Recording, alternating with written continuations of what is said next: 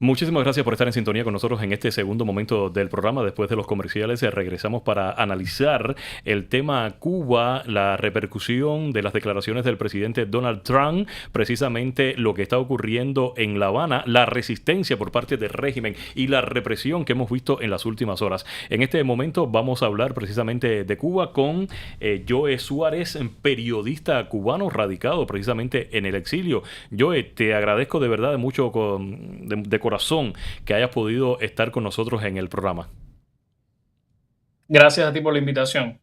Y también vamos a seguir conversando en este segundo momento con Pablo Medina, analista político y presidente del Parlamento Libertador venezolano. Por cierto, a la audiencia dominicana que está cada viernes viendo este programa en su televisión, quiero dejar un mensaje musical. Vamos a ver un corte musical y después entramos en materia.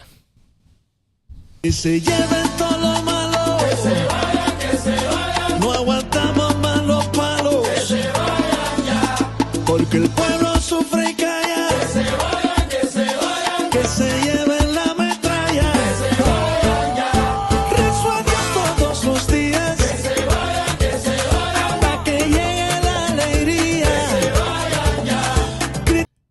Ese es el mensaje y el deseo de 11 millones de cubanos que están dentro de la isla y también los millones que estamos fuera de la isla. Que se vayan. El gran Willy Chirino, que recuperó su influencia dentro de la isla a través de las redes sociales después del 11 de julio, que estuvieron haciendo este clic donde participaron varios artistas reconocidos y seguidos por muchos jóvenes dentro de la isla. Vamos a hablar de Cuba, señores, y para ello el periodista Joe Suárez. Joe, la represión en Cuba ha aumentado. Hemos visto de verdad después del 11 de julio, yo lo catalogo esa fecha como el principio del fin. Hemos visto a un pueblo que llevaba muchísimo tiempo sin el derecho a la protesta, darse cuenta y empoderarse a través de la protesta, sabiendo las repercusiones. Recientemente, y quiero tocarte este tema, en la ciudad de Morón, en la provincia de Ciego de Ávila, vimos un grupo de jóvenes que se manifestaron,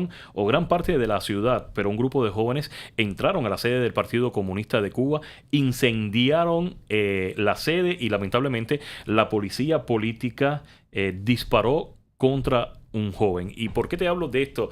O sea, ¿por qué describo lo que estuvo ocurriendo recientemente? Porque Washington ha dicho que pretende hacer negociaciones con La Habana. La Habana reconoció precisamente ya esas negociaciones, esas conversaciones, pero sigue la represión. Quiero tu lectura. Bueno, efectivamente, en Morón lo que ocurrió fue algo inaudito. La gente empezó a lanzar piedras, empezó a sacar papeles de dentro de la oficina del Partido Comunista de Cuba en esa ciudad que queda en el centro de la isla. Hay jóvenes ahora mismo presos por esa manifestación, incluso niños. Quiero solo resaltar el caso de 2 personas, pero pueden ser muchos más. La familia Muir es una familia evangélica de un pastor, Elier Muir, y su hijo Jonathan. Jonathan y él fueron citados a la estación policial por su participación en las manifestaciones, y Jonathan, que tiene 16 años y tiene problemas de salud graves que la familia y amigos de la familia denunciado. El régimen cubano no tiene escrúpulos en meter preso, ya lo vimos en los CJ y lo hemos visto antes también, en meter preso solo para mantener el poder. Ahora mismo los cacerolazos siguen todas las noches, es la manifestación y la quema de basura. Cacerolazos y quema de basura, yo diría que son las dos grandes maneras en que la gente se está manifestando su descontento con el estado de cosas en la isla, y hay mucha represión, como bien tú dices. No sabemos las conversaciones que mencionabas, en qué punto están, qué concesiones está dispuesto a hacer el régimen. La última información que tengo es que Raúl Castro ha dicho no me quiero ir a Rusia, que era la propuesta inicial que le hizo la administración Trump después de los sucesos del 3 de enero en Venezuela, y ha dicho que quiere morir en Cuba. Definitivamente lo que Marco Rubio ha señalado, desmintiendo hace un par de días al New York Times, es que no existe tal cosa, al menos desde la parte estadounidense, como una idea de dejar a los Castro en el poder. Eso no existe en la mente del equipo negociador de Marco Rubio, y sabemos que Marco Rubio conoce la comunidad cubanoamericana y conoce también este tipo de regímenes. A propósito, el viceministro Carlos Fernández de Cosío aseguró hace unos minutos que el sistema político, lo estoy leyendo en Twitter, y los dirigentes del gobierno no son tema de negociación con los Estados Unidos ni con ningún país, calificando de inaceptable cualquier intento de influir en la estructura de poder en Cuba. Respondió así a informes internacionales que apuntaban a posibles demandas de cambio de liderazgo como parte de un eventual entendimiento. Mientras está ocurriendo esto en Cuba, donde La Habana sigue diciendo que no va a haber cambios políticos dentro de la nación, que lo que quieren son cambios económicos, pero con las figuras de los Castro y de toda la cuatrilla de delincuentes que secuestró el país por debajo de ellos, también en el poder. Bueno, vimos una jugada precisamente de Delcy Rodríguez en el día de ayer, donde sustituyó a Padrino López como ministro de las Fuerzas Armadas Bolivarianas. Pablo Medina, ¿por qué en este minuto esa jugada de Delcy? De verdad que la transición en Venezuela está ocurriendo con pasos agigantados, yo lo veo de esa manera. Muchos incrédulos al inicio que ocurrió esto cuando Donald Trump trajo aquí a una corte federal de los Estados Unidos a Nicolás Maduro, creyeron de que Donald Trump sencillamente le interesaba el petróleo venezolano y que iba a seguir en el poder precisamente los chavistas, y nadie entendió en su momento cuál era la jugada de Washington precisamente dejando a Delcy Rodríguez. Permíteme para comenzar por Cuba. Mira, los cambios en Cuba son inevitables. Cuando comienzan los cambios económicos, inevitablemente eso va a producir cambios políticos en la jerarquía. Eso es inevitable, porque los cambios económicos que ya admitieron, aceptaron, son cambios muy profundos que tienen que ver con el libre mercado, con la producción económica, con la propiedad. Eso te va a producir cambios políticos inevitables. De hecho, están ocurriendo solo que de manera simbólica. Por ejemplo, hace como 10 años cuando hubo las primeras protestas que nació Patria y Vida, ¿no fue? No, Patria y Vida nació en el año 2021. Que las protestas esas. Yo recuerdo que hubo una manifestación donde, y en un momento, no sé si fue en esa o cercana a esa, hubo una inmensa manifestación y se encuentran con Ramiro Valdés. Y cuando la gente vio a Ramiro Valdés, parece que hubieran visto un tótem, un dios. Fue el 11 de julio, precisamente en San Antonio de los Baños, que en Holguín, en la provincia de Holguín, que Ramiro Valdés fue a tratar de calmar a ese pueblo eufórico. La actitud de la gente fue tranquilidad de asombro. Y el tipo vino caminando y se metió en un lugar. En cambio, en esta oportunidad en Morón, la gente va a la sede del Partido Comunista y se mete. Son dos actitudes distintas. Esto es simbólico. Y contestando la pregunta que te hice, esta transición, esta jugada que ha hecho precisamente Delcy Rodríguez de sustituir a Padrino López. Okay. Esta se inscribe en cambios que son como naturales en la vida de cualquier sistema, sea democrático o sea dictatorial. Es decir, aquí hubo primero Hugo Chávez, llegó y lo primero que hizo fue dejar a un lado a la gente que lo acompañó y puso gente nueva. Después llegó Maduro por la vía que llegó como parte de un plan de Fidel Castro de sacar a Hugo Chávez, que lo inoculó el cáncer, y entra Maduro, que era su agente. Una vez que llega Maduro, comienza el enfrentamiento entre el madurismo y el chavismo. Y bueno, y hubo crímenes, hubo muchos muertos. Y se impuso Maduro. Y ahora entra Delcy Rodríguez por esta vía, y Delcy está sacando a lo que fue el chavismo y el madurismo, sobre todo el madurismo. Y esos cambios que está haciendo se corresponde de colocar su gente de confianza. Okay. La ley de la vida política. Efectivamente, la política realmente, en política cualquier cosa puede pasar. Por cierto, señores, Venezuela pagó a Cuba más de $600 mil millones de subsidios petroleros a cambio de inteligencia cubana, de represión exportada de la isla hacia Venezuela. Vamos a ver este trabajo de Martín Noticias y después regreso con el periodista cubano Joe Suárez. Según el informe de 2026 del Miranda Center for Democracy, Venezuela pagó a Cuba más de $600.000 millones en subsidios petroleros desde el año 2000. Este dinero no se entregó en efectivo, sino a través de una hipoteca energética, de acuerdo a los investigadores. Es decir, envíos masivos de crudo a cambio de servicios de inteligencia y seguridad, según la documentación. Así lo expuso este martes el presidente de esta ONG, David Smolansky. Informe represión por petróleo. Y aquí lo que se describe detalladamente es la relación que hubo entre Caracas y La Habana entre el 1999, desde que Chávez toma el poder el 2 de febrero, hasta el 3 de enero de 2026. El principal hallazgo, después de varios meses de investigación, es que 63.8 miles de millones de dólares fue enviado a Cuba por petróleo. La investigación determina que esta entrega del petróleo venezolano no tenía propósitos humanitarios a favor de la población cubana. Que a cambio se exportó desde Cuba un aparato represivo, probablemente el más moderno que haya tenido América Latina y uno de los más modernos actualmente en el mundo, donde desde el año 2014 al menos 20.000 venezolanos inocentes han sido detenidos arbitrariamente, desaparecidos, secuestrados. Este acuerdo se redimensiona a partir del año 2008, según los investigadores. Este convenio entre La Habana y Caracas se profundiza a través del grupo de intercambio y relación GRUCE, donde se viene el cambio en el SEBIN, anteriormente la DICIP. Además, por víctimas y disidentes, hemos comprobado también que los cubanos, específicamente agentes cubanos enviados por el régimen, participaron, adiestraron y asesoraron en la represión de venezolanos. Sin embargo, para el profesor de Ciencias Políticas de la Universidad Internacional de Florida, Eduardo Gamarra, este informe deja por fuera otro hallazgo sobre esta cooperación regional represiva. Demostrar cómo Venezuela no solo financió este aparato represivo cubano que se construyó en Venezuela, sino que también ese mismo aparato represivo fue utilizado para ¿qué? Para estar en Bolivia, estar en Nicaragua, estar en todo el hemisferio con este aparato de inteligencia y de represión. El documento determina que las instituciones venezolanas adecuadas al modelo represivo cubano deben ser eliminadas y reemplazadas por completo por fuerzas del orden profesionales independientes. José Pernalete, Martín Noticias.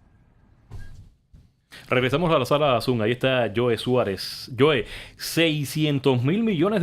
Se dice bien fácil y bien rápido esta cifra. Pero ¿dónde está ese dinero cuando Cuba está en una crisis económica de las peores que ha vivido desde que llegó el castrismo al poder? No tienen una infraestructura eléctrica, los apagones, no tienen medicina, no tienen comida, en fin. ¿Dónde está ese dinero, Joe Suárez? Tu lectura y tu punto de vista, claro. Bueno, ese dinero ya lo quemó el Cangrejo, el nieto favorito de Raúl Castro, que es el que se ha convertido en el cuidador de ese tirano nonagenario cubano. Ese dinero ya lo quemó el aparato represivo cubano, reprimiendo a personas en el 11J y en otros eventos similares, en otras manifestaciones similares. La verdad es que la corrupción del régimen cubano es extraordinario, y yo diría que ese dinero ya el pueblo cubano nunca más lo va a ver. Es interesante y me llama mucho la atención cómo el régimen dice que no quiere cambios políticos dentro de la isla, que se quiere una apertura económica, pero que tienen antecedentes de haber estafado a transnacionales que fueron a invertir a Cuba. Pero te digo más, en el año 2017, con el acercamiento de Barack Obama a la isla, ¿no? Muchos cubanoamericanos radicados en Miami fueron precisamente a la isla a invertir su dinero y muchos terminaron en prisión acusados por malversación, por enriquecimiento ilícito. ¿Cuáles son las garantías de este régimen precisamente para que cualquier persona del exilio, vamos a decir el exilio cubano aquí en Miami, que es un exilio que está muy bien económicamente y que lleva muchísimos años viviendo en el capitalismo y construyendo riquezas en el capitalismo, cuáles son las garantías que muestra y que envía, ¿no?, el régimen para que algún desequilibrado, lo digamos de esta manera yo, ¿no?, vaya a Cuba a invertir? No hay ninguna garantía para la libre empresa en Cuba. El régimen cubano es un régimen totalitario, es un régimen socialista, de base socialista y centralizado. Además, a nosotros nos adoctrinaron cuando estábamos en la escuela que la fase superior del socialismo era el comunismo, pero la verdad es que hemos descubierto que la fase superior del socialismo es la monarquía absoluta, ni siquiera la monarquía parlamentaria, porque hoy mismo lo que hay en Cuba es, primero, toda la familia Castro copando los niveles más altos de poder, desde Gaesa, con el fallecido general López Calleja, bueno, Raúl Castro, obviamente, Fidel Castro, pero ahora vemos también, por ejemplo, que quien hizo ese anuncio que tú estás mencionando es Fraga, que es un señor de apellido Fraga, que es viceprimer ministro, y ese señor, aunque no tiene el apellido Castro, está en la línea sanguínea de Raúl Castro también. De manera que se trata de un asunto de familia. Los Castro han visto Cuba siempre como una finca gigante. Ellos sencillamente, decía un escritor cubano disidente, que ellos sencillamente abrieron la talanquera en Virán, que era la finca original de la familia, y la extendieron del Cabo de San Antonio a la Punta de Maicí. De manera que ahora los asuntos de Estado se tratan como asuntos de familia en La Habana, y eso es lo que hemos estado viendo con este anuncio que tú has mencionado, donde invitan a los exiliados, a aquellos a los que les escupieron, a los que les lanzaron piedras, huevos, a los que les llamaron contrarrevolucionarios, a los que les llamaron gusanos, les están pidiendo que ahora, vueltos ya mariposas, con unas alas llenas de dólares, vayan a depositar ese dinero que han ganado honradamente en los Estados Unidos con su esfuerzo, en el esfuerzo del capitalismo, en una sociedad libre en Cuba. La verdad es que, como yo también coincido contigo, sería solamente un desequilibrado quien pudiera ir ahora mismo a invertir en La Habana. Sin garantías. ¿Cómo tú vas a invertir tu dinero en un régimen que te expulsó del país, no te ofrece garantía? Tienen un totalitarismo y si te enriquecen, viene el Ministerio del Interior y crea una oleada del plan Maceta, por ejemplo, que ha ocurrido en Cuba, lo pierdes todo y te meten por encima de tu cuerpo 20 años de prisión. Por cierto, activistas de derechos humanos que han salido de Cuba y que están radicados aquí en la ciudad de Miami se estuvieron pronunciando recientemente sobre esa apertura económica que está vendiendo La Habana. Veamos el material y después regreso. Primero es que esto no es ninguna novedad, esto es algo que ellos siempre ofrecen cada vez que hay una negociación o un supuesto diálogo con una administración de los Estados Unidos, precisamente porque ellos no están dispuestos a cambiar el sistema ni a garantizar ningún tipo de derecho político para que tengamos igualdad las personas que vivimos fuera de Cuba o los exiliados o las personas que sencillamente pensamos diferente.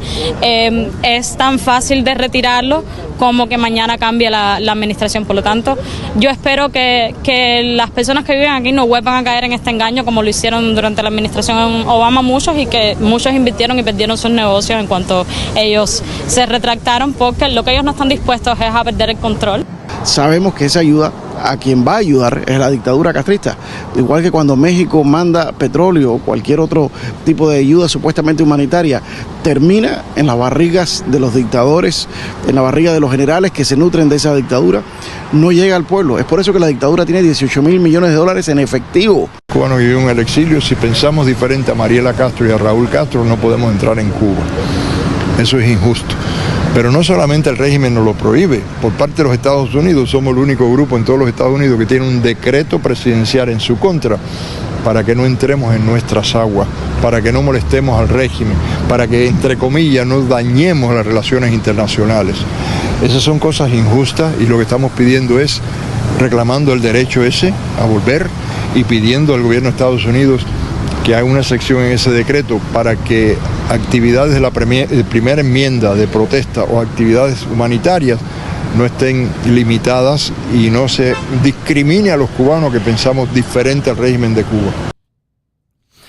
Voy a regresar aquí en el estudio con Pablo Medina porque fíjate que vemos muy contestatario a Miguel Díaz-Canel, gobernante designado por Raúl Castro, precisamente para que sea la cara visible, ¿no?, de la presidencia cubana, para decirle al mundo: los Castros ya no dirigen el país, cuando todos sabemos que es una gran mentira. Tras bambalinas, no solo Raúl Castro, hasta sus nietos como el Cangrejo, que no tiene un cargo político dentro del aparato del Partido Comunista, dirige a Díaz-Canel. Fíjate que he visto muchos memes en las redes sociales de cubanos dentro de la isla pidiéndole a Díaz-Canel que acabe de salir, que no diga más que va a ser, que va a tener una resistencia. Es un mensaje reciclado por parte de estos dirigentes del régimen cubano durante 6 décadas, ¿no?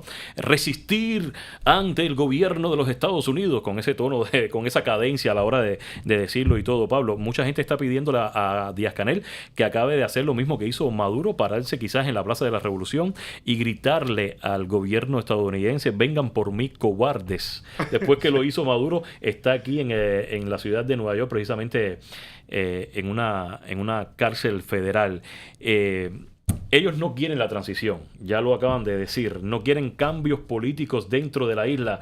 Tu lectura como venezolano, haber visto lo que pasó en Venezuela, haber vivido este proceso después del 3 de enero, que por cierto, ustedes están en una racha tremenda, fueron ganadores hasta del Clásico Mundial de Béisbol, felicidades. Se me había olvidado felicitarte cuando llegaste aquí al estudio. Quiero tu lectura de lo que le puede pasar a Díaz-Canel si sigue provocando de esta manera y diciendo que hay resistencia para no entregar las conquistas de su revolución. Bueno, y además en Venezuela hay un ambiente de mucha satisfacción a pesar de todo, ¿no? Porque es un mensaje de Dios, un mensaje divino para el pueblo venezolano, que todas las cosas que ocurren son obras de Dios. Y bueno, yo le digo, aprovecho esta pregunta para hablarte de un mensaje al jefe del Departamento de Estado, Marco Rubio. Porque lo que ocurre en Cuba y en Venezuela, y en otras partes parecido en América Latina, no es el socialismo clásico, ¿no? Lo que ocurre en Cuba y en Venezuela. Ellos hablan de socialismo, pero es otra cosa que no se ha investigado a profundidad. Porque no es igual el socialismo estalinista de la Unión Soviética y aquellos países que realmente eran dictaduras que controlaban la opinión pública, un solo partido, pero entre ellas, en todos esos países que integraron la Unión Soviética, construían sin armonía. Tú veías los edificios, tenían una cosa horrible, ¿no? Pero construían. En cambio, lo de Cuba y Venezuela es otra cosa. Porque es el malandraje. Y el malandraje, como Fidel Castro, como Chávez y toda esa gente, destruye, no construye. Fíjate tú, Cuba cuando llega Fidel, un país desarrollado, ¿en qué lo convirtió? Cuba fue el primer país. No, y la revolución cubana no ha construido nada. Ha destruido todo lo que heredaron del capitalismo de los años 50. Bueno, igual Venezuela. En Venezuela destruyeron la industria petrolera, la industria del aluminio, la agricultura. Destruyeron absolutamente todo y expropiaron todo. Y las industrias que expropiaron, las americanas, también la destruyeron. Tienen el ánimo de la destrucción. Y el malandro, es un gobierno de malandro que no ha sido estudiado. Una cosa es el clásico socialismo estalinista y otra cosa es el malandro. El malandro, mira, y lo dice, te lo digo porque son expertos, están pegados en la pared y son tan inteligentes para ganar tiempo, saber que están mal, pero requieren de alguna forma ganar tiempo y ganan tiempo, saben aprovechar esos momentos para recuperarse.